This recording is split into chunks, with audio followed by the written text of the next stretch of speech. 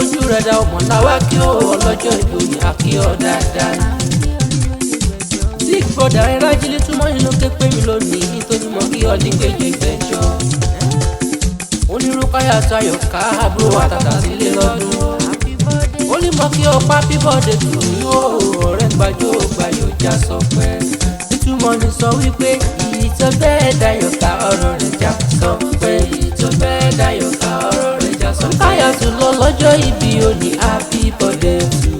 Ìyí tó bẹ́ẹ̀ dáyọ̀ká ọ̀rọ̀ rẹ̀ já sọ pé. Ayoka ọjọ́ pẹ̀rẹ̀ lè jẹ́ ijó rẹ̀ dà olórí rẹ̀. Ìyí tó bẹ́ẹ̀ dáyọ̀ká ọ̀rọ̀ rẹ̀ já sọ pé. Ọjọ́ ìbí rẹ̀ lèmi jẹ́ òṣàkọsẹ bó ṣe wù ọ́ dáadáa. Ìyí tó bẹ́ẹ̀ dáyọ̀ká ọ̀rọ̀ rẹ̀ já sọ pé. Torí ó pọ̀ ní etí onílẹ̀ tìbí gbogbo ayé ló ń bọ̀. Ìyí tó bẹ́ẹ̀ dáyọ̀ká ọ̀rọ̀ rẹ̀ já sọ pé. Pretty na sexy lady láyọ̀kọ́ ọmọ tó sùnwọ̀lẹ̀ tó tún wá ta lẹ́nu. Ìyí tó bẹ́ẹ̀ dáyọ̀ká ọ̀rọ̀ rẹ̀ já sọ pé.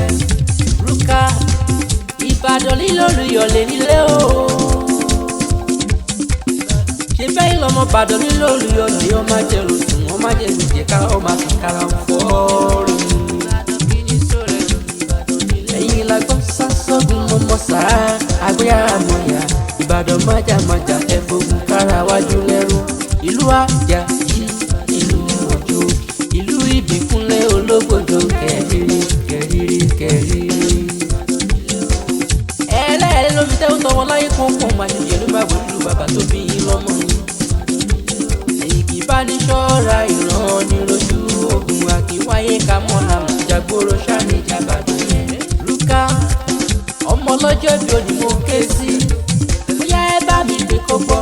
Ruquyat olóríire aláyọ̀tún. Ruquyat ọlọ́jọ́ ìbí. Ruquyat ìjọ déédéé. Ruquyat sexy lady. Ọmọ tó na ọmọ pa. Ọmọ tó jọ ọmọ lọ. Ìlú nọ́mbà October. Ọjọ́ bí rẹ̀ lè jẹ́.